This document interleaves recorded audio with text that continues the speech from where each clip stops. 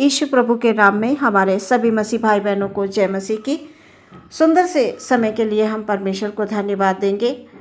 अपने आप को पूरी तौर से प्रभु के हाथों में समर्पित कर देंगे विश्वास के साथ।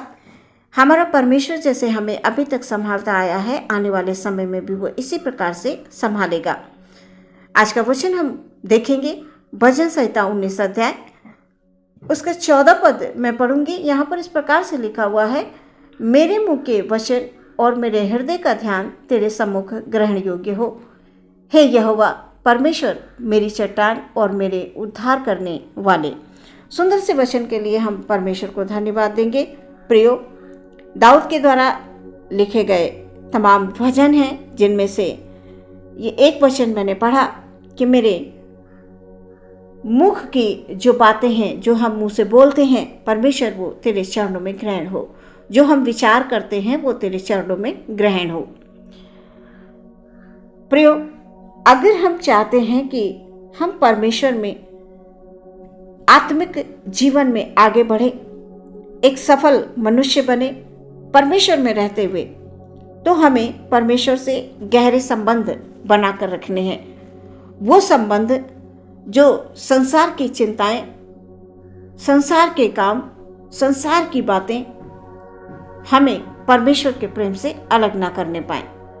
क्योंकि कभी कभी हम संसारिक कार्यों की वजह से हम प्रार्थना नहीं कर पाते हैं, हम वचन नहीं पढ़ पाते हैं, क्योंकि हमारे पास कार्य बहुत हैं। लेकिन एक सफल आत्मिक जीवन में जाने के लिए हमें कुछ निर्णय लेने होंगे। ऐसे निर्णय हमारे जीवन को उत्तमता की ओर ले जाएंगे। परमेश्वर में हमें गहरे संबंधों को बनाकर रखना है, और जब संबंध बनते हैं, प्रभु हमसे बात करते हैं। जब हम प्रार्थना करते रहते हैं और हमारे संबंध प्रभु में कैसे हो जाते हैं, मजबूत हो जाते हैं, गहरे हो जाते हैं, फिर हमें संसार के काम, संसार की बातों से थोड़ी सी दूरी बनानी पड़ती है, इसलिए कि हम दोनों कार्य एक साथ नहीं कर पाएंगे। और जब परमेश्वर में हमारे गहरे संबंध होंगे तो परमेश्वर हमसे बात करेगा, और जब वो हमसे बात करेगा तो परमेश्वर की ओर से हमें सच में किसी बात की कोई कमी नहीं होगी, हमें कोई घटी नहीं होगी। हम प्रभु में हमेशा बढ़ते रहेंगे। हमारे और प्रभु के बीच में कोई नहीं होगा, ना ही संसार की चिंताएं, ना ही संसार की बातें, ना ही संसार के दुख, ना ही संसार की बीमारियां।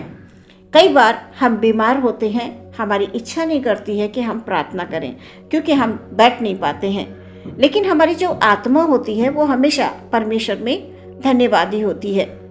हम परमेश्वर को हमेशा आत्मा में महसूस करते हैं। सुप्रियो, वो हमें संसार की कोई भी बात, संसार की कोई भी चीज़ परमेश्वर के पास आने से नहीं रोक सकती है। इसलिए परमेश्वर में अपने संबंधों को कैसी बनाकर रखें, गहरे बनाकर रखें, क्योंकि वचन में लिखा हुआ है, मेरे मुंह के वचन और मेरे हृदय का ध्यान तेरे सम्मुख ग्रहण हो। परमेश्वर में जब हम ग्रहण करने वाले काम करते हैं तो प्रियो, संसार की कोई भी चिंता हमारे ऊपर नहीं होती है, हमें परेशान नहीं करती है, क्योंकि अधिकतर आज के समय में लोग चिंता में होकर परमेश्वर से दूर होते चले जा रहे हैं। तो जब हम इस प्रकार से प्रार्थना करेंगे तब हमें आत्मिक ताकत मिलेगी। प्रभु चाहते हैं कि हम प्रार्थना करें, ऐसी प्रार्थना जो उसे ग्रहण हो, ताकि वो हमें प्रतिफल दे, उस प्रार्थना का प्रतिफल दे, उत्तर दे, जिसके विषय में हम प्रार्थना इतने समय से करते चले आ रहे हैं। हमारी बड़ी शिकायत होती है कि हमें प्रार्थना का उत्तर नहीं मिल रहा है। प्रियो, प्रार्थना का उत्तर कभी कभी इसलिए नहीं मिलता है कि हम वचन के अनुसार प्रार्थना नहीं कर पाते हैं। हम संसारिक चीज़ों को मांगते रहते हैं, संसारिक बातों के अनुसार, संसारिक सोच के अनुसार प्रार्थना करते हैं। लेकिन वचन के अनुसार प्रार्थना हमें करनी है। वचन बता रहा है कि मेरे मुंह के वचन और मेरे हृदय का ध्यान तेरे सम्मुख ग्रहण हो। मतलब परमेश्वर के वचन के अनुसार जब हमारी प्रार्थनाएं होंगी, हमारी सोच होंगी, हमारे मुंह की बातें होंगी, हमारे विचार होंगे, तो अवश्य उसका प्रतिफल आपके और मेरे जीवन में आएगा। हे यहोवा परमेश्वर मेरी चट्टान और मेरे उद्धार करने वाला, वही मेरी चट्टान है, वही हमारा उद्धार करता परमेश्वर है, और उससे अलग होकर हम कुछ नहीं कर सकते हैं। वो हमारा परमेश्वर है और हम सब उसकी संतान हैं। अधिकतर लोगों की शिकायत होती है। प्रियो, प्रार्थना करने का मतलब है सबसे पहला हमारे अंदर एक विश्वास होना चाहिए कि हम जो प्रार्थना कर रहे हैं विश्वास के साथ प्रार्थना करें और ऐसी चीज़ें मांगें जो परमेश्वर हमें दें। हम लोग कई बार बहुत फालतू की चीज़ें परमेश्वर से मांगते हैं जिनका कोई मतलब नहीं होता। परमेश्वर का वचन कहता है कि पहले मेरे राज्य और धर्म की तलाश करो, बाकी वस्तुएं तुम्हें मिल जाएंगी। और हम लोग संसार की चीज़ों को मांगा करते हैं, संसार की अभिलाषाओं को पूरा करने के लिए, जो हमारे शरीर की आवश्यकताएं हैं, जो हमारे सुख सुविधाएं की आवश्यकताएं, हम उन्हें मांगा करते हैं। लेकिन वचन के अनुसार जब हम प्रार्थना करेंगे तो हमारे अंदर सबसे पहले विश्वास होना चाहिए और प्रार्थना जो होनी चाहिए वो वचन के अनुसार होनी चाहिए।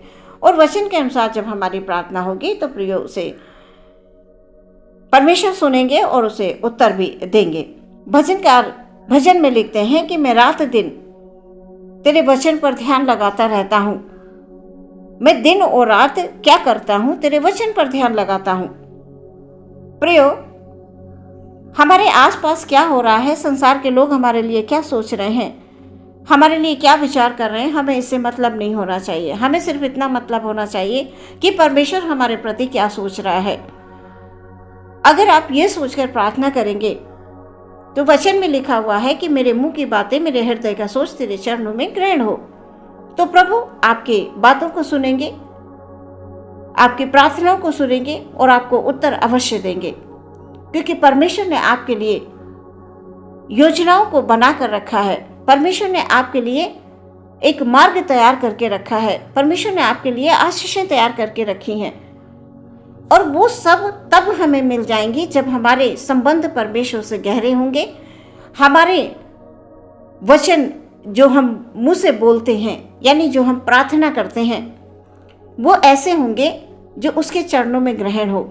जब हम फालतू की चीज़ों को मांगेंगे तो वह परमेश्वर ग्रहण बिल्कुल नहीं करेगा।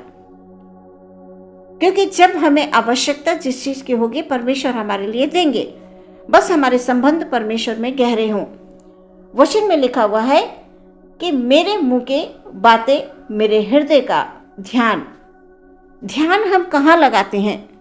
दिन रात ध्यान हम कहाँ पर लगाते हैं? संसार के कामों में या परमेश्वर के वचनों में? परमेश्वर के वचनों में जब हमारा ध्यान रहेगा प्रियो, तो हमें संसार की चीज़ों की बहुत आवश्यकता नहीं पड़ेगी। वो सिर्फ इतना है कि हाँ, हमारी जो रोज़मर्रा की ज़रूरतें हैं वो पूरी हो रही हैं, और परमेश्वर बहुतायत से देगा। लेकिन दिन रात जब हम संसार की चीज़ों में, संसार की बातों में ही ध्यान करते रहेंगे तो आत्मा में हम आगे नहीं बढ़ पाएंगे। तो परमेश्वर के वचन के अनुसार हमारी प्रार्थनाएं हो, परमेश्वर के विश्वास में हम दृढ़ रहें, मजबूत रहें, और मुंह के वचन, हृदय का सोच वचन के अनुसार हो। क्योंकि हमारा उद्धार करने वाला परमेश्वर एकमात्र यीशु मसीह है, जिसके द्वारा हम उद्धार पाते हैं।